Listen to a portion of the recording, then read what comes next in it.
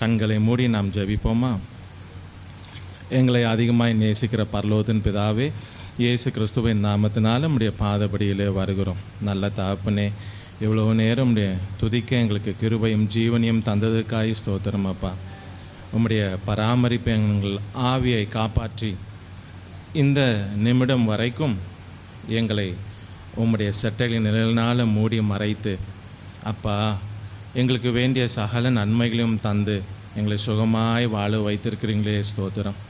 உம்முடைய துதியை சொல்லி வர இந்த பூமியில் எங்களுக்கு ஜீவனை கொடுத்து வைத்திருக்கிறீங்களே ஸ்தோத்திரம் அப்பா. இப்பொழுதும் கூட உம்முடைய ஜனத்தோடு நீங்கள் பேசுங்க. நீங்கள் அடியேனுக்கு கொடுத்து அனுப்பிய வார்த்தையை சொல்ல எனக்கு வேண்டிய பலனை கொடுங்க, கிருபையை கொடுங்க அப்பா. இந்த வார்த்தை இந்த ஜனத்திற்கு ஆசீர்வாதமாக இருக்கட்டும், குடும்பத்திற்கு ஆசீர்வாதமாக இருக்கட்டும், அவருடைய ஜீவிய காலமெல்லாம் ஆசீர்வாதமாக இருக்கட்டும். இந்த வார்த்தை அவர்கள் வாழ்க்கையை மாத்திரமல்ல, அவருடைய குடும்பத்தை மாத்திரமல்ல, அவருடைய எதிர்காலத்தை மாத்திரமல்ல, அவருடைய சந்ததிகளை ஆசீர்வதிக்கட்டும் அப்பா. கர்த்தருடைய வார்த்தை சந்ததிகளுக்கு அந்த ஆசீர்வாதம் போகிறதா இருக்குது, எங்களோடு முடிவதல்ல. தேவனே, உம்முடைய வருகை தாமதிக்குமானால் எங்களுடைய நாட்களில் எல்லாம் எங்களுடைய சந்ததிகளுக்கும் உம்முடைய வார்த்தையும் ஆசீர்வாதமும் போய் சேருகிறது. அப்படியே ஆசீர்வதிப்பீராக. தேவன்தாமே இந்த வளாகம் முழுவதும் பரிசுத்த ஆவியானவர் அசைவாடி கொண்டே இருங்க. ஒவ்வொருவருடைய இருதயத்திலையும் அசைவாடுங்க, பேசுங்க. சிந்தையிலெல்லாம் சுதறடிக்கிற பொல்லாத பிசாசினுடைய ஆவிகளும் கிரியைகளும் நசரேயனாகிய இயேசு கிறிஸ்துவின் நாமத்தினாலே இரத்தத்தினால் அவைகளை இந்த ஜனத்தை இந்த சிந்தைகளை இவர்களை விட்டு விலக வேண்டும் என்று நான் கட்டளை எடுக்கிறேன் அப்பா. அப்பா, நீர் மாத்திரம் மகிமைப்படுவீராக. உமக்கு மகிமையை செலுத்துகிறோம். துதியும் கனமும் மகிமையும் உமக்கு மாத்திரமே. இயேசு கிறிஸ்துவின் நாமத்தில் ஜெபிக்கிறோம் நல்ல பிதாவே, ஆமென் ஆமென். உங்களுக்கு ஒரு தீர்க்க தரிசனமான ஒரு வார்த்தையை நான் சொல்லி நான் போகிறேன். கர்த்தர் உங்களுக்கு என்று கொடுக்கிறது, எல்லாரும் அதை தீர்க்க தரிசனமாக எடுத்துக்கொள்ளுங்க. வேதம் தீர்க்க தரிசனத்தின் புஸ்தகமாக இருக்கிறது. ஒவ்வொரு வார்த்தையும் நம்முடைய வாழ்க்கையிலே தீர்க்க தரிசனமாக விசுவாசத்தோடு நாம் எடுத்துக்கொள்ளும்போது அதனுடைய ஆசீர்வாதத்தையும் நாம் முழுமையாக பெற்று அனுபவிக்கிறோம். இன்றைக்கும் கர்த்தர் நம்மோடு பேசுவாராக. ஆமோஸ் தீர்க்கதரிசி எழுதின புஸ்தகம் ஆமோஸ் 7வது அதிகாரம் 2ஆம் வசனம், 3ஆம் வசனம், 5ஆம் வசனம், 6ஆம் வசனம். ஆமோஸ் 7, 2, 3, 5, 6. அவைகள் தேசத்தின் புல்லை தின்று தீர்ந்தபோது நான் கர்த்தராகி ஆண்டவரே மன்னித்தருளும், யாக்கோபு திரும்ப யாராலே எழுந்திருப்பான், அவன் சிரித்து போனானே என்றேன். கர்த்தர் அதற்கு மனஸ்தாபப்பட்டு அப்படி ஆவதில்லை என்றார். அப்பொழுது நான் கர்த்தராகி ஆண்டவரே நிறுத்துமே, யாக்கோபு திரும்ப யாராலே எழுந்திருப்பான், அவன் சிரித்து போனான் என்றான். கர்த்தர் அதற்கு மனஸ்தாபப்பட்டு அப்படி ஆவதில்லை என்றார். இங்கே கர்த்தருக்கும் ஆமோஸுக்கும் உள்ள 2 பேரும் பேசிக்கொள்கிறதை நாம் பார்க்கிறோம். ஆமோஸுக்கு இந்த அதிகாரத்தில் 3 தரிசனங்களை தேவாதி தேவன் கொடுக்கிறார். முதல் 2 தரிசனங்கள் இந்த முதல் 6 வசனங்களிலே வருகிறது. அதில் முதல் தரிசனம் பார்த்தீங்கன்னா வெட்டுக்கிளியை தேவன் அனுப்புகிறாராம். தரிசனமாய் பார்க்கிறார். முதலாவது ராஜாவுக்கு கொடுக்க வேண்டிய அறுப்பை கொடுத்த மாத்திரத்தில் பிறகு உண்டாகிற விளைச்சல் ஜனத்திற்கு சேர வேண்டும். அந்த ஜனத்திற்கு சேர வேண்டிய அறுப்பு அதுதான், அதை அவர்கள் சாப்பிட வேண்டும். ஆனால் அதை தேவன் என்ன செய்வார் என்று போடப்பட்டிருக்கிறது என்றால், வெட்டுக்கிளியை நான் அனுப்புவேன் என்று. உடனே ஆமோஸ் தேவனிடத்தில் போராடி ஜபிக்கிறார். தேவனே நிறுத்துமே என்ன ஆகிறது? 3ஆம் வசனம் பாருங்க. 2ஆம் வசனம், யாக்கோபு திரும்ப யாராலப்பா எழுந்திருப்பான், அவன் சிரித்து போனானே. அப்படி என்றால் சின்னது, ஸ்மால், வெரி லிட்டில். சிரித்து போனான் என்றால் குறுகி போய்விடுகிறது, சின்னதாகி விடுகிறது, கொஞ்சமாய் போய்விடுகிறது. உடனே தேவன் மனஸ்தாபப்பட்டு அப்படி ஆவதில்லை என்றார். திரும்பவும் அடுத்து ஒரு தரிசனத்தை காண்பிக்கிறார்.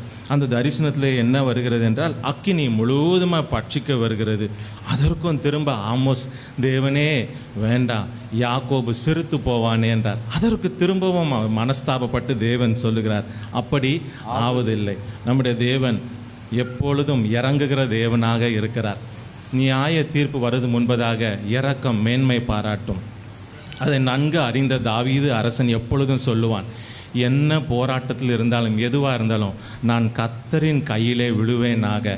நான் பாவம் செய்திருந்தாலும் சரி, நான் எந்த பாதையில் போய் புத்தியீனமான காரியங்களை செய்தாலும் சரி, ஒன்று நான் கர்த்தரின் கையிலே விழுவேனாக. ஏன்னா அவருடைய கரத்திலே ஒரு இரக்கம் எனக்கு கிடைக்கும், மனஸ்தாபம் கிடைக்கும். கர்த்தருடைய பிள்ளைகளை எந்த நாளிலுமே கர்த்தருடைய கரத்திலே நாம் விழுவோமாக, கர்த்தருடைய கரத்திற்குள்ளே இருப்போமாக.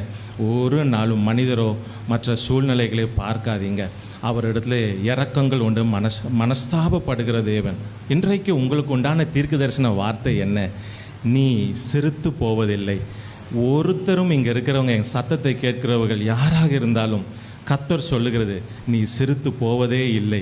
நீ கொஞ்சமாய் போக மாட்டாய், நீ சிறியவனாக போக மாட்டாய்.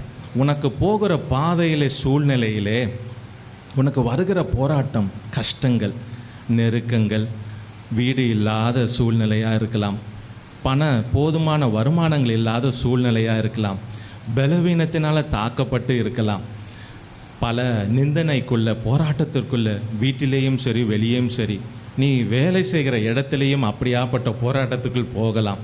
உன்னை மேற்கொள்ள அநேகர் நிற்கலாம், உனக்கு விரோதமாக அநேக காரியங்களை செய்யலாம். ஆனால் கர்த்தர் இன்னைக்கு இந்த சபைக்கு வந்து உன்னை பார்த்து சொல்லுகிறார், மகனே மகளே, நீ சிறுத்து போகவே மாட்டாய், நீ சிறுத்து போக மாட்டாய், நீ சிறுத்து போவதில்லை.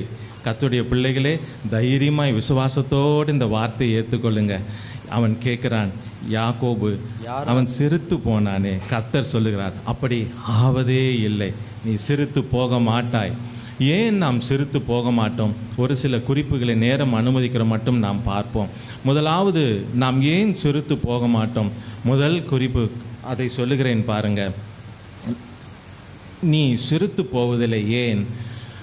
என்னை அழைத்தவர் உண்மையுள்ளவராயிருக்கிறார். ஆகவே தான் நாம் சிறுத்து போகவே மாட்டோம். ஏன்னா நம்மளை அழைத்தவர் உண்மையுள்ள தேவன், உண்மையுள்ள தேவன். ஏசாயா 51:2 வாசிக்க கேட்போம். ஏசாயா 51:2. உங்கள் தகப்பனாகிய ஆபிரகாமையும் உங்களை பெற்ற சாராளையும் நோக்கி பாருங்கள். அவன் ஒருவனாய் இருக்கையில் நான் அவனை அழைத்து அவனை ஆசீர்வதித்து அவனை பெருக பண்ணினேன். அவன் ஒருவனாய் இருக்கையில் நான் அவனை அழைத்து அவனை ஆசீர்வதித்து அவனை பெருக பண்ணினேன். நல்ல வசதிகளோடு தன் சொந்த தேசத்தில் தகப்பன் அவர்களோடு வியாபாரம் செய்து கொண்டிருந்த ஆபிரகாமை தேவன் அழைத்தார். உன் தகப்பன் வீட்டையும் இனத்தையும் ஜனத்தையும் விட்டு நான் உனக்கு காண்பிக்கும் தேசத்துக்கு போ. ஆதியாகமம் 12:1-3 வாசிக்கிறோம். தேவன் அங்கே என்ன சொன்னார்? ஆசீர்வாதத்தை வைத்தார். நான் உன்னை ஆசீர்வதிக்கவே ஆசீர்வதிப்பேன், உன்னை பெருகவே பெருக பண்ணுவேன். அப்படி உன்னை ஆசீர்வதிக்கிறவர்களை நான் ஆசீர்வதிப்பேன், சபிக்கிறவர்களை நான் சபிப்பேன். அப்பொழுது பாருங்க, தேவன் அழைப்பு, ஒரு மனிதனை அழைக்கும் பொழுது அவனுடைய முடிவிலிருந்து அவர் அழைக்கிறார். ஒவ்வொருவருடைய முடிவை அறிந்திருக்கிறார். அவர் சர்வ வியாபி, சர்வ வல்லமுள்ள தேவன், சர்வ ஞானி, அல்பாவும் ஒமேகாவும் அவர்தான். காலத்துக்குட்படாதவர், காலத்துக்குள் அவரை கொண்டு வர முடியாது. அவர்தான் காலத்தை உருவாக்கினவர். நம்முடைய அந்தத்தை, நம்முடைய கடைசி முடிவை அறிந்து தான் நம்மை அழைக்கிற தேவனாக இருக்கிறார். அப்படி தான் ஆபிரகாமை அழைத்தார். ஆபிரகாமை அழைக்கும் பொழுது எல்லாம் அவருக்கு தெரியும்.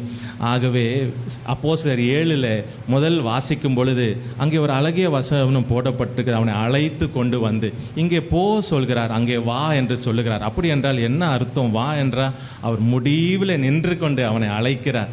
பிரியமானவர்களே, அழைத்த அவர் இவரும் புறப்பட்டு வருகிறார். வந்து ஒரு ஊர் பேர் தெரியாத, எதுவுமே தெரியாத இடம். அந்த 12ஆம் அதிகாரம், ஆதியாகமம் 12வது அதிகாரம், அதிலே 6ஆம் வசனம் வாசிங்க.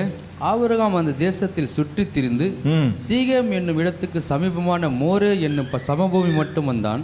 அக்காலத்திலே கானானியர் தேசத்தில் இருந்தார்கள். அக்காலத்திலே யார் இருந்தார்களாம்? கானானியர்களா தேசத்திலே இருந்தார்களாம். பாருங்க கர்த்தருடைய பிள்ளைகளே, ஒன்றும் தெரியாத ஒரு இடத்திற்கு வருகிறார். கானானியர் குடியிருக்கிறார்கள். கானானியருக்குள்ளே என்ன இருக்குது? 7 விதமான ஜாதிகள் இருக்குது, 7 விதமான அருவருப்பான பிசாசுகள் இருக்கிறது. அப்படியாப்பட்டவர்கள் இருக்கிற இடம் வந்து அவருக்கு என்ன செய்வது என்றே தெரியலை இந்த இடங்களிலே. அப்போது இப்படியாப்பட்ட ஒரு ஜாதி முழுவதும் சுற்றி இருக்கிறது. ஆபிரகாம் யோசித்திருப்பார், நான் சிறுத்து போய்விடுவேனோ, நான் சிறுத்து போய்விடுவேனோ, ஒரு சத்தத்தை கேட்டேன், நான் புறப்பட்டு வந்தேன், நான் சிறுத்து போய்விடுவேனோ. அடுத்து பாருங்க, அங்கே பின்பு 8ஆம் வசனத்தை வாசிங்க. பின்பு அவன் அவ்விடம் மட்டும் விட்டு பெயர்ந்து, நல்லா கவனிங்க, பெயர்ந்து என்று சொல்லப்பட்டிருக்குது. அவர் இன்னும் கூடாரம் போடலை, இன்னும் குடி இருக்கலை. பெயர்ந்துனா எப்பொழுது பெயர்ந்து வரும்? நீங்கள் ஆதியாகமம் 26 வாசிக்கும் பொழுது அவருடைய குமாரனாக ஈசாக்கு ஒவ்வொரு இடத்துல துறவை வெட்டும் பொழுது பெலிஸ்தர் வந்து தூர்த்து போடுவார்கள். அப்பொழுது அவன் என்ன சொல்லுவான்? நான் பெயர்ந்து போகிறேன். அப்படி என்றால் அவர்களால் அங்கே இருக்க முடியாத ஒரு சூழ்நிலை, ஒரு நெருக்கம் அங்கே வருகிறது. ஆகவே தான் அந்த பெயர்ந்து என்ற வார்த்தை வரும். இல்லைன்னா கூடாரம் போட்டு அவருக்கு எல்லாம் அனுகூலமாக இருந்திருந்து, எல்லாம் அவருக்கு வசதியாக ஆடு மாடு விளைச்சலுக்கு போதுமானதாக இருந்திருக்குமே, ஆனால் அவங்க இருந்திருப்பார். ஆனால் கானானியர்கள், யுத்தத்திற்கு நிற்கிறவர்கள், அங்கே புதிதாக ஒருவர் வந்திருந்தால் கட்டாயம் கேட்பாங்கல்ல, எதற்கு வந்தாய், என்ன வந்தாய்? அங்கேருந்து அவர் பெயர்ந்து போக வேண்டியதாக இருக்குது. எழுதப்பட விட்டாலும் கானானியர் நிச்சயம் எதிர்த்திருப்பார்கள்.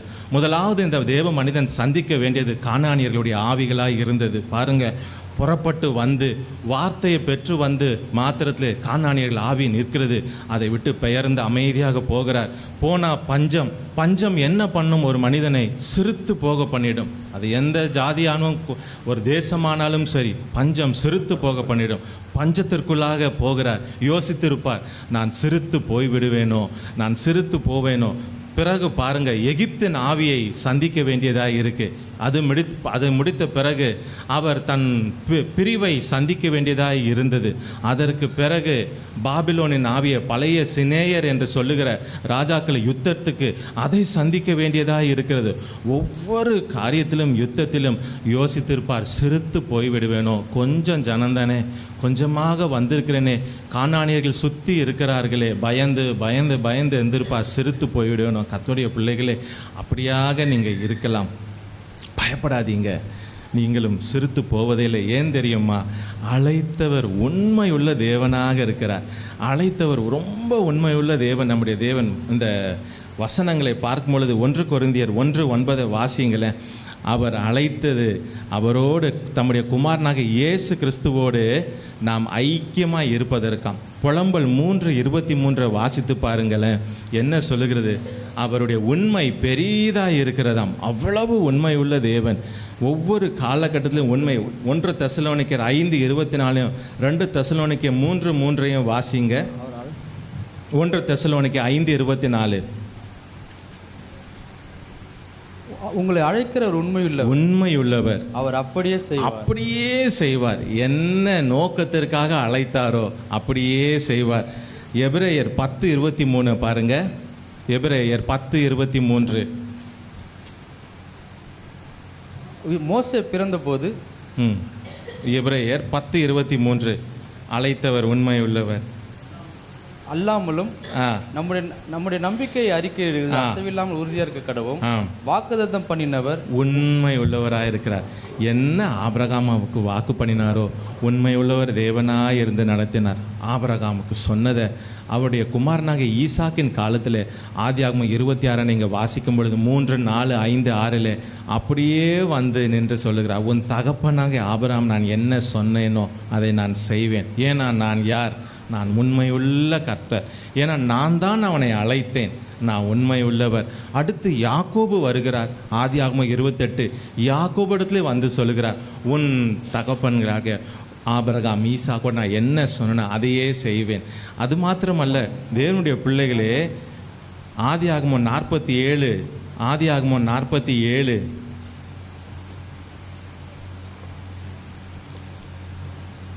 27 வாசிங்க. இஸ்ரவேலர் எகிப்து தேசத்துள்ள கோசேன் நாட்டிலே குடியிருந்தார்கள். அங்கே நிலங்களை கையாட்சி செய்து மிகவும் பலுகி பெருகினார்கள். பாருங்க, என்ன வாக்கு பண்ணினாரோ அப்படியே செய்தார். உண்மை உள்ளவர். என்ன பண்ணினார்? முதல் குறிப்பு, நாம் சிறுத்து போவதில்லை. ஏன் நாம் சிறுத்து போவதில்லை? என்னை அழைத்தவர் யார்? உண்மையுள்ளவர். அவர் எனக்கு என்ன செய்வார்? என்னை பெருக பண்ணுவார். ஏசாயா 51:2 எதை வாசித்தோம்? அவன் ஒருவனாய் இருக்க நான் அவனை அழைத்தேன், அவனை அழைத்து அவனை ஆசீர்வதித்தேன், ஆசீர்வதித்து அவனை என்ன செய்தேன்? பெருக பண்ணினேன். அதே தேவன் உங்களையும் என்னையும் சிறுத்து போக விடுவதே இல்லை. ஏனென்றால் அவர் நம்மை அழைத்து இருக்கிறார். அழைத்தவர் என்ன செய்வார்? உங்களை பெருக பண்ணுவார், பெருக பண்ணுவார். கர்த்தருடைய பிள்ளைகளே, ஒரே மனிதனாக அழைக்கப்பட்டவன் ஒரு முழு தேசமாய் மாறினது, ஒரு நேஷன் ஆஃப் இஸ்ரேலாக மாறினது. பாருங்க, இஸ்ரவேலை எதிர்க்க எவ்வளவு பேர் எழும்பினாங்க. முதல்ல கானானியர் எழும்பினாங்க. கானானியருக்குள்ளவே அமலேக்கு வந்தாங்க. ஏன்னா அமலேக்கு முந்தி எழும்பினவன். அப்போது கானானியர்கள் எழும்பினாங்க. கானானியர்கள் ஒருவனும் இல்லை, அவருடைய காலம் முடிந்தது. அசீரியர்கள் எழும்பி இந்த இஸ்ரவேல் ஜனத்தை அழிக்க நினைத்தான். அசீரியன் காலமே முடிந்து விட்டது. அதற்கு மாத்திரம் பெர்ஷியா தேசம் எழும்பினது, அழிக்க நினைத்தது. காலம் முடிந்து விட்டது, பெர்ஷியா காலமும் இல்லை. யூதர்கள், தேவ பிள்ளைகள், என்றைக்கும் ஆபிரகாமின் சந்ததிகள் தான் நீங்களும் நானும் உட்கார்ந்து கொண்டிருக்கிறோம். பாருங்க, என்றைக்கு வாக்கு பண்ணினவர், உண்மை உள்ளவர், இன்றை வரைக்கும் ஏறத்தாழ 3500 4000 ஆண்டுகள் கடந்து விட்டது. உண்மை உள்ள தேவன் அப்படியே இருக்கிறவர். என்றைக்கும் வாக்குத்தத்தத்தை நிறைவேற்றி கொண்டு பெருக பண்ணிக்கொண்டே இருக்கிறார். பாருங்க, நீங்களும் நானும் ஆபிரகாமின் சந்ததியாய் இருக்க செய்கிறார். எத்தனை பேர் பெர்சியா தேசம் அந்த காலம் முடிந்த ரோமர்கள் எழும்பினார்கள் அழிக்க. ரோமருடைய காலம் முடிந்தது. கர்த்தருடைய பிள்ளைகள் ஆபிரகாமுடைய சந்ததி அழியவே இல்லை. பிறகு கிரேக்க சாம்ராஜ்யம், கிரேக்க காலம் எழும்பினது. ஆபிரகாமின் சந்ததி இன்னும் அழியவே இல்லை. ஒவ்வொரு காலகட்டத்தில் பைசாண்டியன் ஒரு காலம் வந்தது, ஓட்டோமன் என்ற அந்த அவர்களுடைய காலம் வந்தது. எல்லாம் எழும்பி எழும்பி எழும்பி ஒரு குறிப்பிட்ட காலம்தான். ஆனால் நம்மை, உங்களையும் என்னையும் அழைத்தவர் உண்மை உள்ளவர், உண்மை உள்ளவர். இன்றை வரைக்கும் அன்றைக்கு அவர் வாக்கு பண்ணியிருந்த நிறைவேற்றி கொண்டே இருக்கிறார். வானத்தின் நட்சத்திரத்தை போல உன் சந்ததி இருக்கும் என்று சொன்னவர் அவர் ஆண்டவராக இயேசு கிறிஸ்து இந்த பூமிக்கு வந்து புறஜாதியாய் இருந்த நம், காணியாட்சிக்கு புறம்பாய் இருந்த நாம், குப்பைகளுக்கு போக வேண்டிய நம்மையும் சேர்த்து அந்த சிலுவையிலே ரத்தத்தை சிந்தி எல்லா துரைத்தனங்களையும் நமக்கு விரோதமாக எழுதப்பட்டதுலையும் ஆணி அடித்து கொலோசியர் 2:14-15 வாசிக்கிறோம்ல, இழுத்து ஆபிரகாமுடைய சந்ததிக்குள்ள நம்மை விட்டார். அது மாத்திரமல்ல, குமாரனுடைய ராஜ்யத்திற்குள் நம்மை அப்படியே சேர்த்து விடுகிறாராம். எவ்வளவு நல்ல தேவன்! இன்றைக்கும் அவர் உங்களை சிறுத்து போக விடவே மாட்டார். உங்களை அழைத்தவர் உண்மை உள்ள தேவனாக இருக்கிறார். என்ன செய்வார்? அவர் பெருக பண்ணுவார். உங்களை ஒரு இடத்துலேருந்து பிரித்து கொண்டு வந்திருக்கிறாரா? ஒரு ஒரு ஒரு எந்த ஒரு வேலை ஸ்தலத்தில் இருக்கலாம், பிஸ்னஸில் இருக்கலாம், ஊழியத்தில் கூட இருக்கலாம். உங்களை ஒரு இடத்துலேருந்து பிரித்து கொண்டு வந்திருக்கிறாரா? பெருக பண்ணவே அதை செய்வார். ஏன்னா அவர் அப்படியாப்பட்டவர். ஆபிரகாமை பிரித்து கொண்டு வந்தவர் என்ன செய்தார்? பெருக பண்ணினார், பெருக பண்ணுவார். சோர்ந்து போகாதீங்க, உங்களையும் உங்கள் குடும்பத்தையும் அவர் பெருக பண்ணுவார். புதிய ஏற்பாட்டு காலத்தில் பெருக்கம் என்ன? உள்ளான மனுஷன் ஆவியிலே ஒரு பெருக்கம், பரிசுத்தத்திலே பெருக்கம், விசுவாசத்திலே பெருக்கம், நீதியிலே பெருக்கம், நற்கிரியிலே பெருக்கம், தேவ பக்தியிலே பெருக்கம், இவையெல்லாம் இருக்கிறது. அந்த பெருக்கத்தை தேவன் உங்களுக்கும் உங்கள் குடும்பத்திற்கும் தருவார். நீங்கள் சிறுத்து போவதில்லை. காரணம், என்னை அழைத்தவர் உண்மையுள்ளவர், அவர் பெருக பண்ணுவார். எல்லாரும் நெஞ்சில் கை வச்சு சொல்வீங்களா? நான் சிறுத்து போக மாட்டேன், நான் சிறுத்து போக மாட்டேன், என் குடும்பம் சிறுத்து போவதில்லை. சிறுத்து போல காரணம், என்னை அழைத்தவர் உண்மையுள்ளவர், என்னை அழைத்தவர் உண்மை, அவர் என்னை பெருக பண்ணுவார், என்னை பெருக பண்ணுவார். அப்படியே தேவன் நமக்கு செய்வார். ரெண்டாவது ஒரு காரியத்தை நான் சொல்லுகிறேன் பாருங்க. ஏன் நாம் சிறுத்து போவதில்லை? நிச்சயமாய் நாம் சிறுத்து போவதே கிடையாது. எதற்காக? ஏனென்றால் 2, என்னை காண்பவர், அவர் என்னை காண்பவர். முதல்ல என்னை அழைத்தவர் அவர் உண்மை உள்ளவராக இருக்கிறார். ஆகவே நான் சிறுத்து போக மாட்டேன். பாதைகள் அப்படி இருக்கலாம், நான் சிறுத்து போகவே மாட்டேன். ஏன்னா அவர் என்னை பெருக பண்ணுவார். 2வது, அவர் என்னை காண்பவர். உங்களுக்கு நன்கு தெரியும், ஏற்கனவே தேவனுக்கு ஒரு அம்மா பெயரிட்டாங்க, நீர் என்னை காண்கிற தேவன் எல்ரோயி. ஆகவே அவர் நம்மை காண்கிறார். ஆதியாகமத்தின் புஸ்தகம் 29வது அதிகாரம்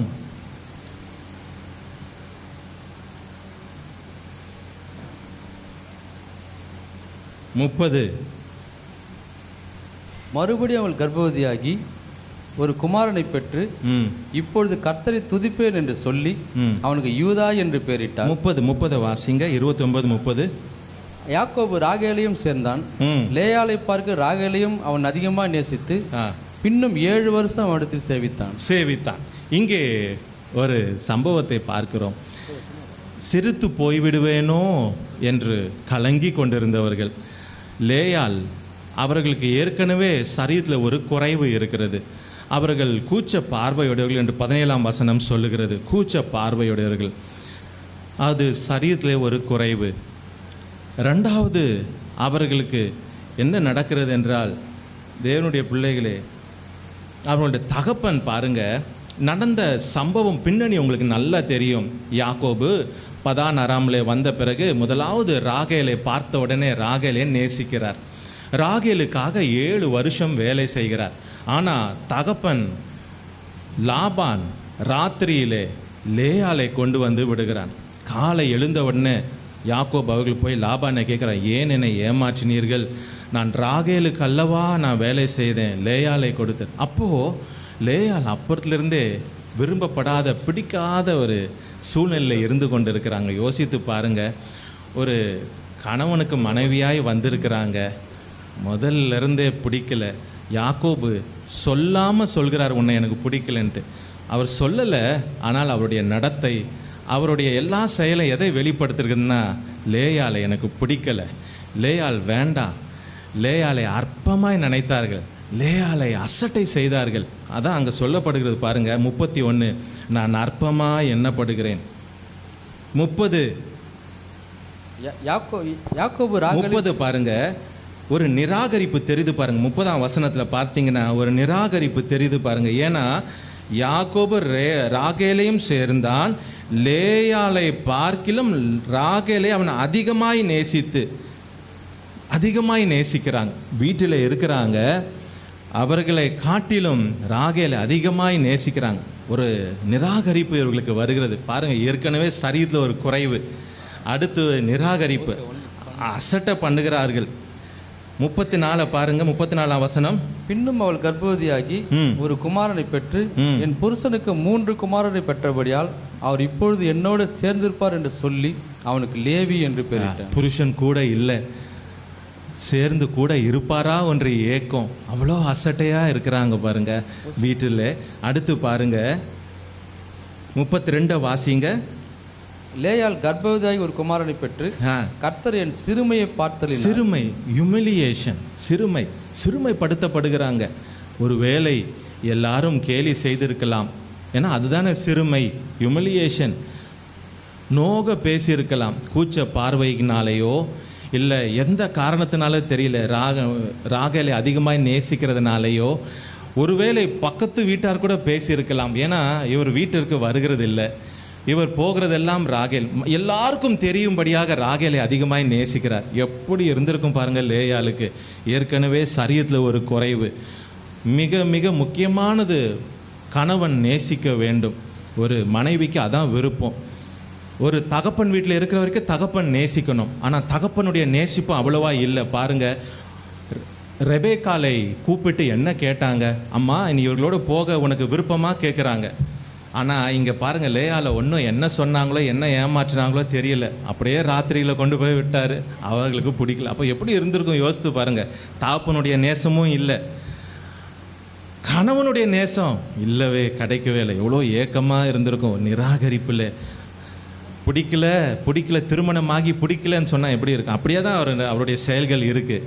அப்படி இருக்கிறத காண்கிறவர் ஒருவர் இருக்கிறார். அந்த யோசித்து இருப்பாங்க, இந்த வீட்டில் நான் சிரித்து போயிடுவேன். ஏன்னா ராகேலு தான் அதிகமாய் நேசிக்கிறார்கள், எல்லாரும் ராகேலை நேசிக்கிறாங்க, நான் சிரித்து போயிடுவேன் நினைத்திருப்பாங்க. கர்த்தருடைய பிள்ளைகளே, ஒருவேளை உங்கள் வீட்டிலுடைய சூழ்நிலை அப்படியா இருக்கலாம். நீங்களும் அந்த பாதையில் போகிறதா இருக்கலாம். லேயாளை போல நிராகரிக்கப்பட்டு ஒரு சரீரத்தில் குறைவோட, அவமானங்களோட, அசட்டை பண்ணப்பட்டு அன்புக்காய் ஏங்கி அன்பு கிடைக்காம இருக்கலாம். கர்த்தருடைய பிள்ளைகளே, யார் பார்த்தாங்களோ இல்லையோ, யாக்கோபு தேவ மனிதர், அவர் பார்த்தாரோ இல்லையோ, என்னை காண்கிறவர் பார்த்துட்டார். சர்வ வல்லமுள்ள தேவன் பார்த்தார். பார்த்துட்டு நீ சிரித்து போவதில்லை. என்ன செஞ்சார் தெரியுமா? கனி தரும்படி செய்தார். என்ன செஞ்சாரு? கனி தரும்படி செய்தார். நீங்க பாருங்க, தேவன் அது வாசிங்க திரும்ப 31:30. லேயாள் அற்பமா எண்ணப்பட்டாள் என்று கர்த்தர் கண்டு அவள் கர்ப்பம் தரிக்கும்படி செய்தார். கர்ப்பம் தரிக்கும்படி, ஒரு கனி தரும்படி செய்தார். கனி தரும்படி செய்தார். இந்த அம்மா ராகேலை பார்த்து பொறாமப்பட்டாங்கன்னு எங்கேயும் போடப்படலை. ஆனால் ராகேல் இவர்களை பார்த்து பொறாமப்படுற அளவுக்கு கர்த்தர் உயர்த்தி விட்டார். எவ்வளோ பெரிய ஆச்சரியம் பாருங்க. கர்த்தருடைய பிள்ளையே, இன்றைக்கு நீ அந்த சூழ்நிலை இருக்கிறியா? யாரோ உன்னை நிராகரித்து அசட்டை பண்ணப்பட்டு அற்பமாய் எண்ணப்பட்டு, நீங்கள் குடும்பத்தில் இருக்கலாம், சமுதாயத்தில் இருக்கலாம், வேலையில் இருக்கலாம், பிஸ்னஸில் இருக்கலாம், ஊழியத்தில் கூட இருக்கலாம். கர்த்தர் என்ன செய்வார்? உன்னை பார்த்து பொறாமைப்படுற அளவுக்கு உன்னை கனி தரும்படியாய் செய்வார். கனி தரும்படி தேவன் கற்பத்தை திறந்துட்டார். திறந்து பிள்ளை பெறுகிறார்கள். ரூபன் பிறக்கிறான், சிமியோன் பிறக்கிறான், லேவி பிறக்கிறான், யூதா பிறக்கிறான். எப்பா, லேவியிலிருந்தா, லேவி கோத்திரத்திலிருந்து வருகிறது ஆசாரியத்துவம். ஆசாரியர்கள் லேவியர்கள் எழும்பி வருகிறார்கள். யாரெல்லாம் வயிற்றில் வைத்திருக்கிறா பாருங்க. எவ்வளோ பெரிய கனி தருகிறமாய் தேவன் மாற்றினார் பாருங்க. தேவன் பார்த்து அடுத்து யூதா பிறக்கிறான். யூதாவிலிருந்து ராஜாதிபதி ராஜ கோத்திரங்கள் வந்து பிறக்கிறது. தாவீது அரசன் பிறக்கிறான். தாவீதிலிருந்து சந்ததி அப்படியே யூதா ராஜாக்களாக பிறக்கிறார்கள். எப்படியாப்பட்ட கனி தரும்படி கர்த்தர் செய்தார். யோசித்து நான் சிரித்து போய் விடுவேன் என்று யோசித்திருப்பாங்க. இந்த வீட்டில் எந்த அன்பு வேணுமோ அந்த அன்பு கிடைக்கலையே, எந்த ஆதரவு வேணுமோ அந்த ஆதரவு கிடைக்கலையே, யார் உதவியா இருக்கணுமோ அங்கே உதவி இல்லையே, நான் சிரித்து தானே போவேன். எதை சிரித்து போவேன் நினைத்தாங்களோ இல்லையோ, யார் பார்த்தாங்களோ இல்லையோ, யார் உதவிக்கு வந்தாங்களோ இல்லையோ, ஆனாலும் என்னை காண்கிற தேவன் அவர் எதை பார்த்தார்னா அவர் கூப்பிடுதலை கேட்டார். அது சொல்றாங்க பாருங்க. அவள் 33 வாசிங்க. மறுபடியும் அவள் கர்ப்பவதியாகி ஒரு குமாரனை பெற்று நான் அற்பமாய் எண்ணப்பட்டது கர்த்தர் கேட்டருளி. அந்த வார்த்தை பாருங்க. அவர் கேட்டார், அடுத்தது அவர் பார்த்தார். முந்தின வசனம் 32ல பார்த்தருளினார். பார்த்தார், கேட்டார். எப்படியாப்பட்ட தேவனை ஆராதிக்கிறோம் பாருங்க. அவர் என்னை காண்பவர். எதை காண்பார்? நான் போகிறது எல்லாம் பார்ப்பார், என்னுடைய ஜெபத்தை கேட்பார். கேட்டு கனி தரும்படி செய்வார். கனி தர செய்தார். பிறகு 7 பிள்ளைகளை பெறுகிறார்கள். இசக்காரும் செபுலோனும் வந்து சேருகிறார்கள். அப்புறம் ஒரு குமாரத்தியும் பெறுகிறார். ஒரே குமாரத்தி. யோசித்து பாருங்க, லேயாளை தேவன் எப்படி ஆசீர்வதித்தார். சந்ததிகளுக்கு அதே யூதா கோத்திரத்தில் ராஜாதி ராஜாவாகிய சர்வ வல்லமுள்ள தேவன், பிதாவினுடைய தற்சுரூபமானவர், அப்படியே தி எக்ஸ்பிரஸ் இமேஜ் ஆஃப் காட், அப்படியே இருப்பவர் மாம்சத்தில் வெளிப்பட்டு தேவகுமாரனாக பூமிக்கு இறங்கி வர இந்த அம்மாவுடைய கற்பம் இவர்களுக்குள்ளேருந்து கனி தரும்படி செய்தார். தேவன் திறந்தார், வாசலை திறந்தார், அடைப்பட்ட வாசலை திறந்தார். எந்த வழி கூட தெரியாமல் இருக்கலாம். கர்த்தருடைய பிள்ளையை பயப்படாதீங்க, உன்னை கனி தரும்படி செய்வார். நீ நினையாத வாசலை திறப்பார். அவங்களை யோசித்து பார்த்துருப்பார்களா? நான் சிரித்து போவேன் தானே நினைத்திருப்பாங்க. அந்த இடத்திலிருந்து தேவன் எப்படிப்பட்ட ஒரு ராஜ்யங்களையும் லேவி ஆசாரிய கூட்டங்களையும் கொண்டு வருகிறார் பாருங்க. யூதா தான் முந்தி போனோம் எந்த யுத்தமாக இருந்தாலும். நீங்கள் என்னாகமத்திலே 1, 2, 26 வீட்டில் போய் வாசிங்க. இவளுடைய பிள்ளைகளுடைய எண்ணிக்கையை பாருங்க. யுத்தத்துக்கு நிற்கிறவங்க அப்பா அதிகமாக இருப்பார்கள். முதல்ல ஆசரிப்பு கூடாரத்திலே யூதா, இசக்கார், செபுலோன் ஆசரிப்பு கூடாரம் வாசல் இருக்கு அல்லவா, அந்த வாசலில் அவங்க தான் பாளையத்தில் முதல் 3 நிற்கணும். யாரு? யூதா, இசக்கார், செபுலோன். யார் பெற்ற பிள்ளைகள்? லேயாள் பெற்ற பிள்ளைகள். எங்கே இருக்கிறாங்க? ஆசரிப்பு கூடாரத்தில். நேராந்து காலையில் எழுந்தோன்னா அவங்க வந்து பார்க்கலாம். எப்படியாப்பட்ட ஆசீர்வாதம் பாருங்க. கர்த்தருடைய பிள்ளைகளே, தேவன் கனி தரும்படி செய்வார். நீ போகிற இந்த சூழ்நிலை லேயாளை போல இருக்கலாம். அவர் பார்க்கிறவர். நீ சிரித்து போவதே கிடையாது. நீ சிரித்து போக மாட்டாய். அவர் பார்த்து, அவர் பார்ப்பார், அவர் கேட்பார். என்ன செய்வார்? கனி தரும்படி செய்வார். இருக்கிற இடத்திலே உன்னை கனி தரும்படி மாற்றுவார். அடுத்து அது மாத்திரமல்ல, அவர் அடைப்பட்டதை திறந்தார். ரொம்ப அடைப்பட்டதை திறந்தார். அறியாத வாசலை தேவன் திறந்தார். 3வது ஒரு காரியத்தை நாம் பார்ப்போம். நீ சிரித்து போவதில்லை. ஏன்? 3, என் கரத்தை அவர் பிடித்திருக்கிறார். முதல்ல நீங்கள் சிறுத்து போவதில்லை. எதற்கு? அழைத்தவர் உண்மை உள்ளவர், பெருக பண்ணுவார். 2வது, நீங்கள் சிறுத்து போவதில்லை. ஏன்? நெஞ்சில் கை வச்சு சொல்லாமா, நான் சிறுத்து போவதில்லை, ஏனென்றால் என்னை காண்பவர் என்னை கனி தரும்படி செய்வார். என்னை காண்பவர் எனக்காக வாசல்களை அடைப்பட்டதை திறப்பார். என்னை காண்பவர் நான் அறியாத வழிகளை எனக்கு திறந்து தருவார். 3வது, அவர் என் கரத்தை பிடித்திருக்கிறார். ஆகவே தான் நான் சிறுத்து போவதில்லை. அவர் உண்மை உள்ளவர் மாத்திரம் அல்ல, அவர் என்னை காண்பவர் மாத்திரம் அல்ல, அவர் என் கரத்தையே பிடித்திருக்கிறார். நான் எப்படி சிறுத்து போவேன்? நான் சிறுத்து போகவே மாட்டேன். சங்கீதங்களின் புஸ்தகம் 73வது சங்கீதம் 23வது வசனத்தை வாசிப்போம். சங்கீதம் 73:23. ஆனாலும் நான் எப்பொழுதும் மூடி இருக்கிறேன், என் வலது கையை பிடித்து தாங்குகிறேன். என் வலது கையை நீர் பிடித்து தாங்குகிறீர். கர்த்தருடைய பிள்ளைகளை யோசித்து பாருங்க, நம்முடைய வலது கையை பிடித்து இருக்கிறாராம். கிறிஸ்துவானவர் மகிமை நம்பிக்கையாக நமக்குள் இருப்பதே அந்த ரகசியம். நமக்குள்ள இருக்கிற தேவன் இந்த காரியம் பண்றா பாருங்க, நம்முடைய கரத்தையும் அப்படியே பிடிச்சு இருக்கிறாராம். சங்கீதம் 89:21 வாசிங்க. சங்கீதம் 89:21. என் கை அவனோட உறுதியாயிருக்கும், என் புயம் அவனை பலப்படுத்தும். 3வது, அவர் நம்முடைய கரத்தை பிடித்திருக்கிறார். ஆகவே தான் நாம் சிறுத்து போவதில்லை. இன்னொரு காரியத்தை, சம்பவத்தை இங்கே நாம் பார்ப்போம். நெகேமியாவின் புஸ்தகம், நெகேமியா 2வது அதிகாரம் 19வது வசனம் வாசிக்க கேட்போம். என் தேவனுடைய கரம் என் மேல் நன்மையாக இருக்கிறதையும் ராஜா என்னோட சொன்ன வார்த்தைகளையும் அவர்களுக்கு அறிவித்தேன். அப்பொழுது அவர்கள் எழுந்து கட்டுவோம் வாருங்கள் என்று சொல்லி அந்த நல்ல வேலைக்கு தங்கள் கைகளை திடப்படுத்தினார்கள். 19 வாசிங்க. ஓரோனான சன்பல்லாத்தும் அம்மோனான தொபியா என்னும் ஊழியக்காரனும் அரபியனான கோஷமும் இதை கேட்டபோது எங்களை பரியாசம் பண்ணி எங்களை நிந்தித்து, நீங்கள் செய்கிற இந்த காரியம் என்ன? நீங்கள் ராஜாவுக்கு விரோதமாக கலகம் பண்ண போகிறீர்களோ என்றார்கள். கர்த்தருடைய பிள்ளைகளே, நெகேமியாவை குறித்து இங்கே பார்க்கிறோம். நெகேமியா ஒரு பானபாத்திரக்காரன். ஆனால் அலங்கம் எருசலேம் தேசத்திலே தேவாலயம் கட்டப்பட்ட ஆயிற்று. தேவாலயம் கட்டப்பட்ட பிறகு கூட அலங்கம் இன்னும் கட்டப்படவில்லை. இப்பொழுது அவருக்கு ஒரு செய்தி வருகிறது, அலங்கம் இடிந்து கிடக்கிறது என்று. பானபாத்திரக்காரன். யார் அலங்கத்தை கட்டணும்? கட்டக்கூடியவன் தான் கட்ட தெரியும். ஆனால் ஒரு பானபாத்திரக்காரன் பாரம் கொண்டு ஐயோ எப்படியாவது இந்த அலங்கத்தை கட்டணுமேன்னு போகிறார். முதல்ல இவருக்கு அந்த குவாலிஃபிகேஷனே கிடையாது, கட்ட முடியாது. அது கட்டுகிறதுக்கு கன்ஸ்ட்ரக்ஷன் வேண்டும். அதுவும் பெரிய வால், நம்ம நினைக்கிற மாதிரி ஏதோ ஒரு வால் கிடையாது. மதில் சுவர் இங்கே கிட்டத்தட்ட ஒரு 20, 30, 40 அடிக்கிட்ட வரும். அவ்வளோ பெருசு. இந்த அகலத்தை பார்ப்பீர்கள் என்றால் அதுவே ஒரு குறைந்தது ஒரு 8 அடிக்கிட்ட வரணும். அவ்வளோ பெரிய மதில். அதை கட்ட வேண்டும். அதற்கு கட்ட வேண்டியதுக்கு என்னெல்லாம் வேணும்? எல்லா பொருட்கள் வேணும், ஆட்கள் வேணும், கன்ஸ்ட்ரக்ஷன் வேணும், அந்த கன்ஸ்ட்ரக்ஷன் ஒர்க்கர்ஸ் வேணும். ஆனால் இந்த மனிதருக்கு எதுவுமே இல்லை. இவர் ஒரு பானபாத்திரக்காரன். ஆனால் இந்த அலங்கத்தை கட்ட வேண்டும், பாரம். போகிறார். போன இடத்துல ஆட்களும் அவருக்கு யாரும் இல்லை, சாதாரண அங்கே இருக்கிற யூத ஜனங்கள், அவர்களை வைத்து தான் கட்டணும். 2வது, எவ்வளோ எதிர்ப்பு பாருங்க. ஓரணியான சம்பலாத்தும் அம்மோனியான தொபியா என்னும் ஊழியக்காரனும் அரேபியனான கேஷேமும் பரியாசம் பண்ணுகிறாங்க, நிந்திக்கிறார்கள். இது என்ன, இவங்க என்ன கட்டிடுவாங்க?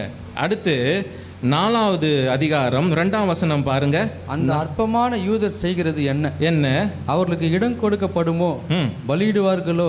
ஒரு நாளில் முடித்து போய்விடுவார்களோ? சுட்டரித்து போடப்பட்டு மண்மேடுகளான கற்களுக்கு உயிர் கொடுப்பார்களோ? நல்ல வார்த்தை பாருங்க. இதெல்லாம் மண்மேடாய் போய் இருக்கு. இதற்கு எங்க இவங்க உயிர் கொடுக்க முடியும்?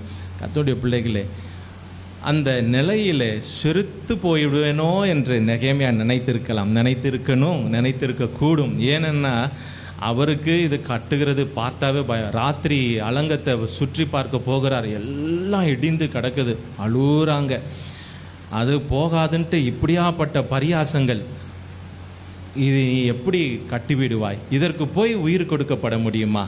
இதை செய்ய முடியுமா?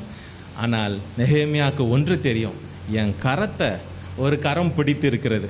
அசாதாரணமான காரியத்தை நான் செஞ்சிடுவேன், என்னால் முடியாததை நான் செய்திருவேன். என்னுடைய ஆற்றல் அல்ல, நான் படித்தது அல்ல, என்னுடைய குவாலிஃபிகேஷன் அல்ல, இதை கட்டுறதுக்கு வேண்டிய ஞானம். நான் பான பாத்திரக்காரன் தான், ராஜாவினுடைய அரண்மனையில் இருக்கிறவன் தான், இதை கட்டுகிறதுக்கு கட்டுகிற நிபுணர் வேணும், அதெல்லாம் இல்லை. என் கரத்தை ஒருவர் பிடித்திருக்கிறார், அவர் அதை செய்வார். பாருங்க, தேவன் எப்படியா காரியத்தை செய்தார். 6:15-16 வாசிங்க. நெகேமியா 6. நான் வேகமாக நேரம் இல்லைனாலும் உங்களுக்கு சொல்லலை. இந்த ஒவ்வொரு காரியத்தை பார்த்தீங்கன்னா பயமுறுத்த பார்த்தாங்க, கடிதங்களை எழுதினார்கள். அந்த அதிகாரத்தில் பாருங்கள், 4 ஃபுல்லாக நீங்கள் வாசித்து பார்த்தீங்கன்னா இவனை நிலை குலைந்து போக செய்கிறதுக்கு, அதாவது இவன் கட்டக்கூடாது, மென்டலி ஃபிசிக்கலி அவன் எல்லா விதத்துலேயும் அவனுக்கு தொந்தரவு பண்ணுறாங்க.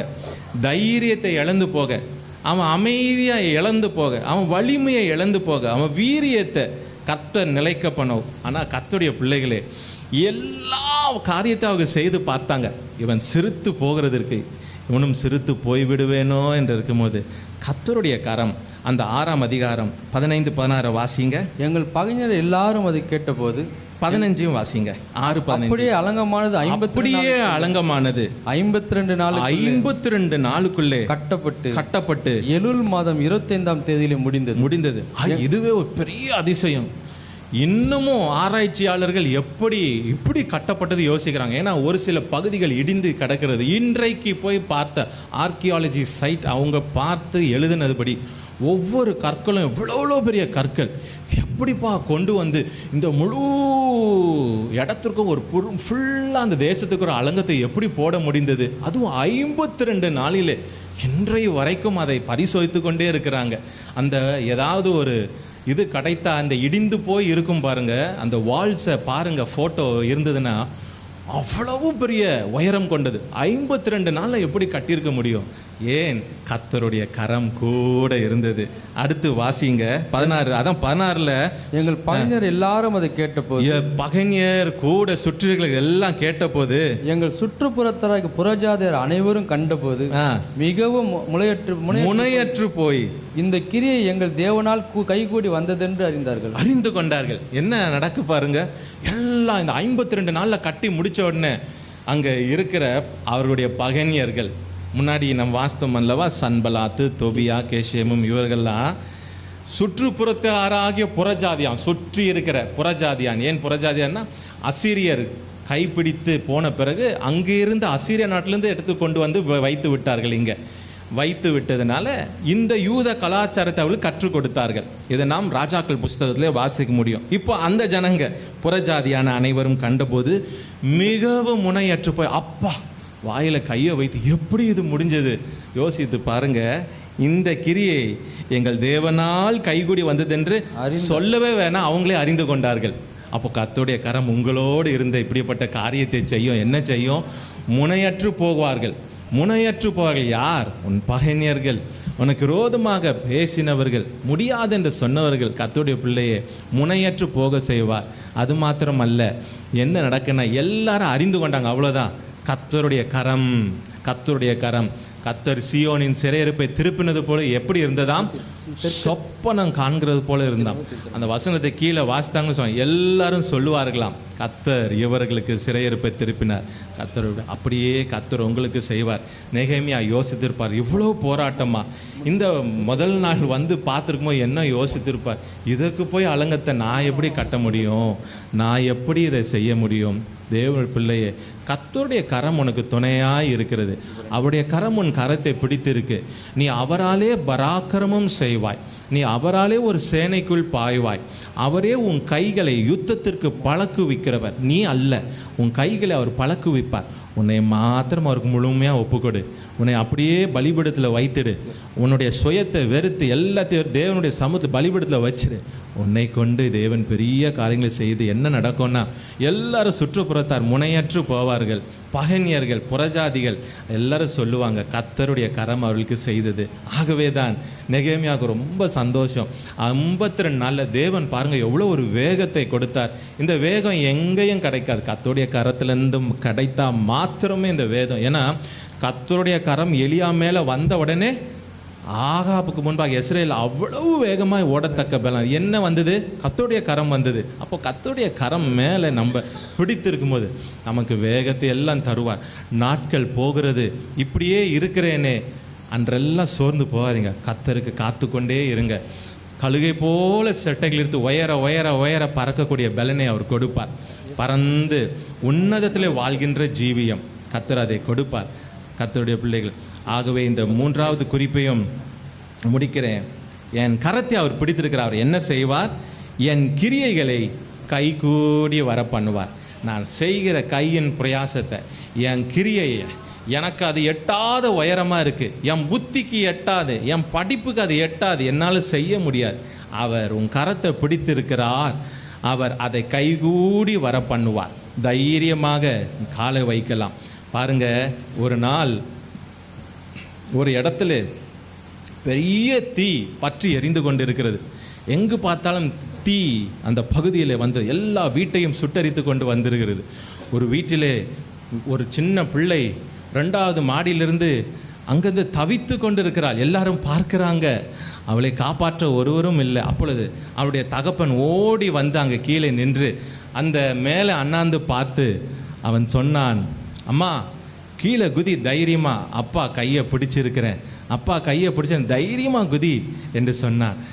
தீ வேகமாய் பற்றி எரிந்து கொண்டு இருக்கிறது. அந்த பிள்ளை பார்த்தா அப்பா கையை பிடிச்சிருக்கிறாங்க என்னை தாங்கிறதுக்கு, குதிச்சா மேலேருந்து கண்ணை மூடிக்கிட்டு. ஆனால் அவள் கீழே வந்து விழுந்தது அப்பாவுடைய கையில்.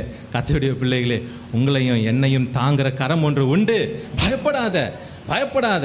அசாதாரணமான காரியத்தை செய்ய உன் கரத்தை பிடித்திருக்கிறார். உன் காரியங்களை கைகூடி வர பண்ணுவார்.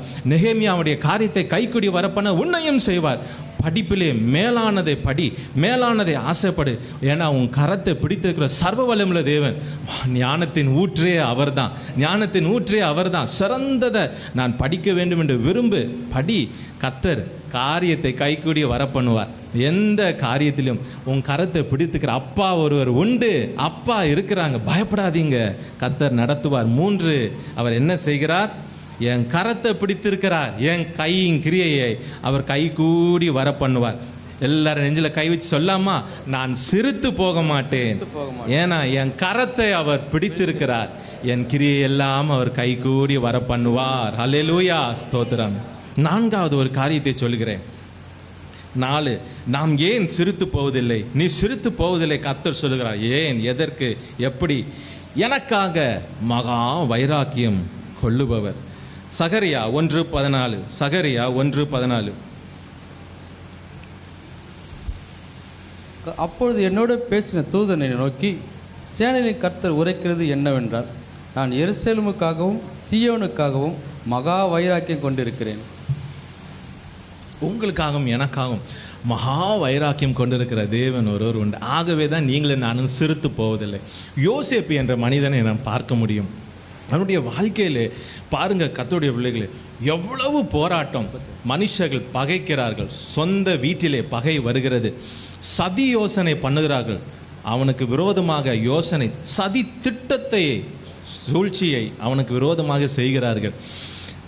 அது மாத்திரமல்ல, பொய் குற்றச்சாட்டு போகிற இடத்துல எத்தனையோ வில்கள் அவனுக்கு விரோதமாக எய்யப்படுகிறது.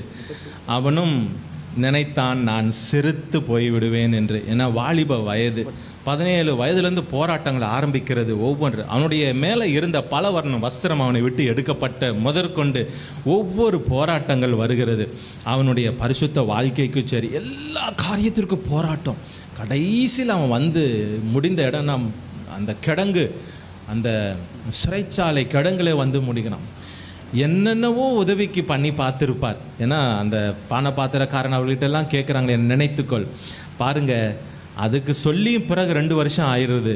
அப்போ யோசித்திருப்பார், நான் சிரித்து போய்விடுவேனோ, நான் சிரித்து போய்விடுவேனோ. கர்த்தருடைய பிள்ளைகளே, ஒரு நாளும் நீ சிரித்து போவது இல்லை. ஏன் தெரியுமா? உனக்காக வைராக்கியம் கொள்ளுபவர், வைராக்கியம் கொள்ளுபவர். அவருடைய வைராக்கியம் மகா பயங்கரமாக இருக்கும் கர்த்தர் தம்முடைய பிள்ளைக்காக. ஏன்னா அவர் அமலேக்கை குறித்து சொல்லும் பொழுது சாமுவேல் தீர்க்கதரிசி வந்து சவுல் இடத்துல சொல்லுவார், மன்னிக்கவும், தேவன் சாமுவேல் தீர்க்கதரிசி சொல்லுவார், அமலேக்கு வழி மறித்த செய்கையை நான் என் மனதிலே வைத்திருக்கிறேன். என் மனதில் அது தேவன் மனதிலே வைத்திருக்கிறாராம். அப்போ அவர் என்ன சொல்லுகிறார்? நீங்களும் நானும் மனதிலே வைக்க வேண்டாமா? இப்போ நமக்கு விரோதமாக எழும்புகிற எந்த மனுஷருடைய காரியங்கள் இருக்கட்டும், நம்மை சிரித்து போக செய்கிற மனிதனுடைய காரியங்கள், இந்த யோசேப்பு முழுவதும் மனிதர்கள் சத்ருவினால் ஏவப்பட்டு நிற்கிறாங்க. இவங்க அப்போது சிரித்து போக என்னெல்லாம் செய்ய முடியுமோ அவனுக்கு பகைத்து போய் குற்றச்சாட்டாக்கி எல்லா காரியத்தையும் பண்ணும் பொழுது கர்த்தர் என்ன செய்கிறார்? பழி வாங்குகிறவர், பதில் செய்பவர். அதுதான் தேவன் ஒவ்வொரு காரியத்தை அழகாக செய்கிறார். வசனங்களை பார்ப்போமே, ஒரு சில வசனங்களை வாசிப்போம். எசேக்கியல் 25:14 வாசிங்க. எசேக்கியல் 25:14.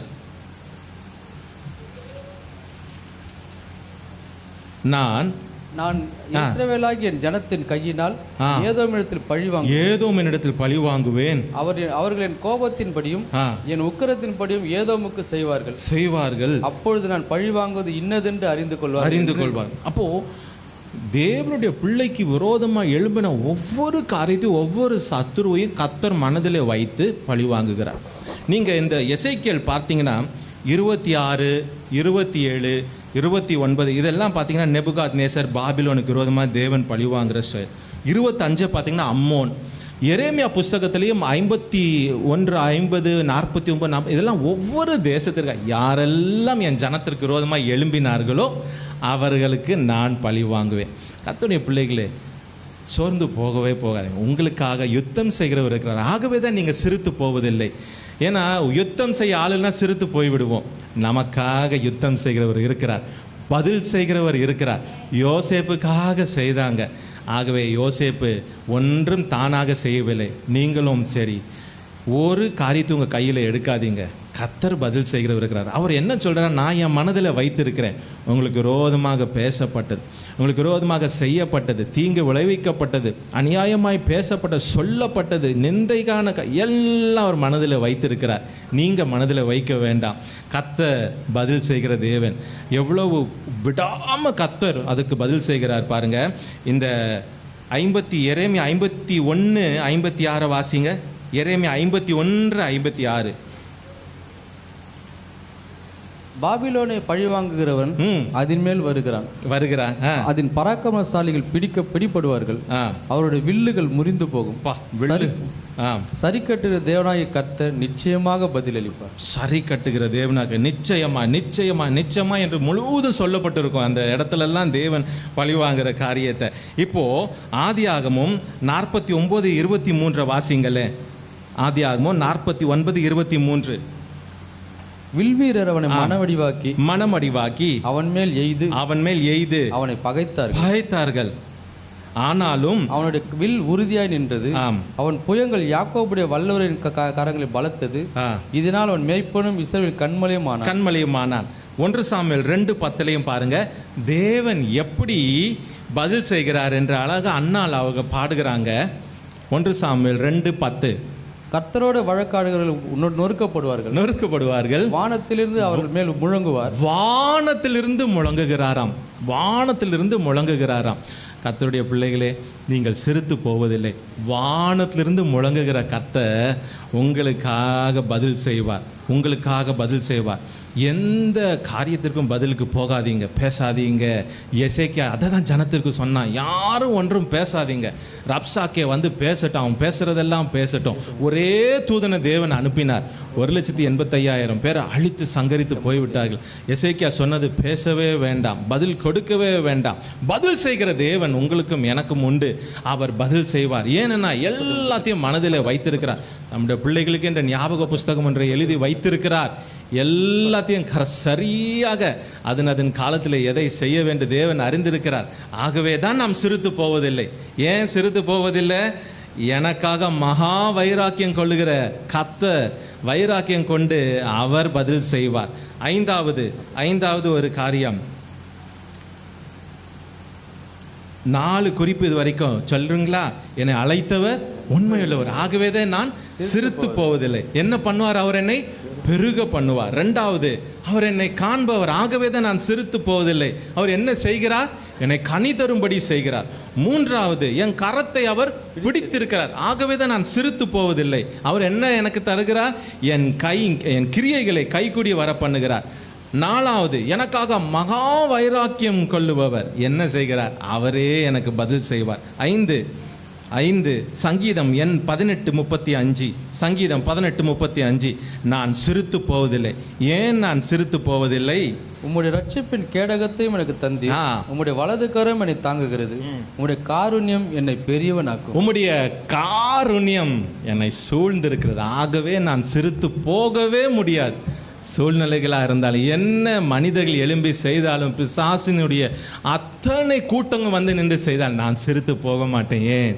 உம்முடைய காருண்யத்தினால என்னை சூழ்ந்திருக்கிறீர். காருண்யம், இந்த காருண்யத்தை புரிஞ்சுக்கணும்னா ஒரு 2 வசனத்தை வாசிக்கலாம், நீங்களே புரிஞ்சுப்பீங்க.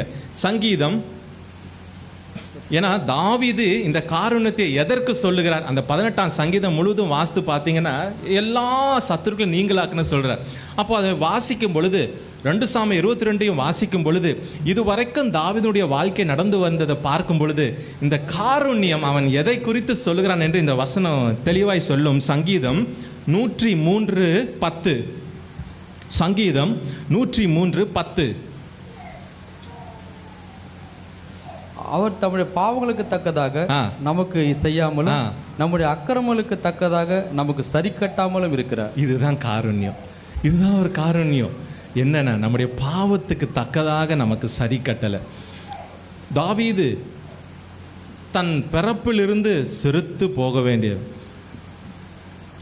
நான் பிறக்கும் பொழுது உம்முடைய சார்பிலே விழுந்தேன், என் தகப்பனும் தாயும் என்னை கைவிட்டார்கள், என்னை தேவன் சேர்த்து கொண்டேன்.